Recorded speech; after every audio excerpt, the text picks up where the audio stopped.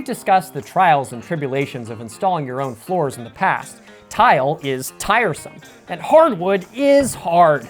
But a lot of the time, luxury vinyl is considered a more friendly DIY product. But before you jump into saying, I'll just install luxury vinyl myself, here are a few things to consider.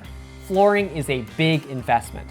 This isn't a DIY job where you're just painting a bedroom or adding new handles to your existing cabinets. Floors take daily abuse, including regular foot traffic, mud, pets, spills, and more. And still, they should last you for years.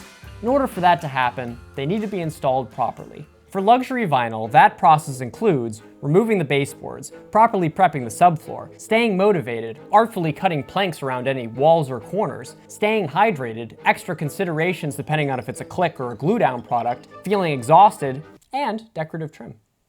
At the end of the day, buying a couple of cans of paint at your hardware store is going to cost you a couple of bucks, and if you make a mistake, you can just paint over it.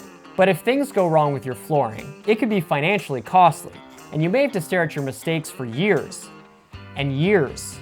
After all, our vinyl warranties last from 15 to 25 to 50 years and beyond.